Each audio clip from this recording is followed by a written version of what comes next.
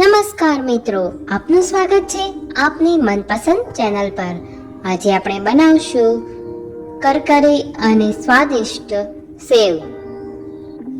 આ સેવને આપણે સવારના નાસ્તામાં ચા સાથે કે ભાખરી સાથે ખાઈ શકીએ છીએ। ફરસાણમાં સેવ મમરામાં ઉમેરી શકીએ છીએ, શાક પણ બનાવી શકીએ છીએ।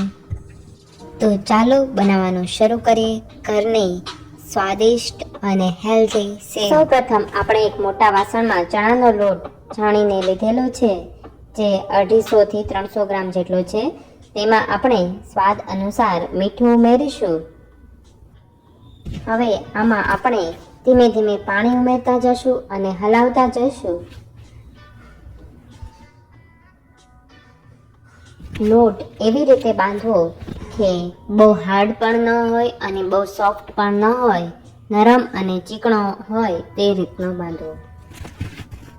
આપણે આમાં હળદર ઉમેરતા નથી, કારણ કે ચણાનો લોટ પીળો જ હોય છે। અહીં લોટને બાંધતી વખતે ખાસ ધ્યાન રાખવું કે તેમાં ગાંઠો ના પડે। સતત એક સરખી રીતે હલાવતા જવું। હવે આપણો લોટ બનીને તૈયાર થઈ ગયો છે, જે એકદમ નરમ અને મુલાયમ છે। હવે આપણે સેવ મશીન લઈશું, તેમાં થોડુંક તેલ લગાડીશું અને સેવની જાળી લગાવી લઈશું। સેવ મશીનમાં તૈયાર થયેલો લોટ ભરી લઈશું।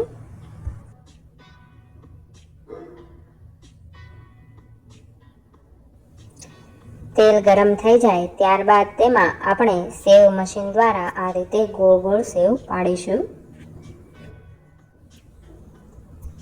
તેલને મધ્યમ તાપે 1.5 થી 2 મિનિટ સુધી લાઇટ ગોલ્ડન થાય ત્યાં સુધી બંને બાજુ ફેરવીને ચડવા દઈશું।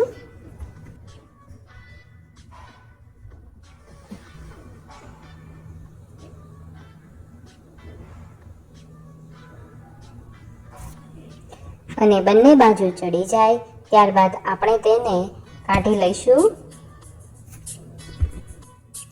સેવ થોડીક ઠંડી થાય પછી એક એરટાઇટ ડબ્બામાં ભરી લઈશું અને તેને આપણે 1 વીક સુધી કે 15 થી 20 દિવસ સુધી પણ રાખી શકીએ છીએ। આપણે બધા જ લોટની સેવને આવી રીતે પાડીને તૈયાર કરી લઈશું। વાહ, જુઓ કેવી સુંદર અને એકદમ કરકરી સેવ બની છે। બાળકોથી લઈને વૃદ્ધો સુધી બધાને પસંદ પડે તેવી સેવ તૈયાર છે। આ સેવ બનાવવા માટે આપણે ખૂબ જ ઓછી વસ્તુઓનો ઉપયોગ થાય છે, કે જે ઘરમાંથી જ મળી રહે છે। એક તો છે ચણાનો લોટ, પાણી, તેલ અને મીઠું। તો મિત્રો, આજે જ ઘરે સેવ બનાવીને ટ્રાય કરો અને કોમેન્ટમાં લખજો કે કેવી બની। વિડીયો પસંદ આવ્યો હોય તો લાઈક કરો, મિત્રો સાથે શેર કરો અને આપણી ચેનલને સબસ્ક્રાઈબ કરવાનું ના ભૂલતા।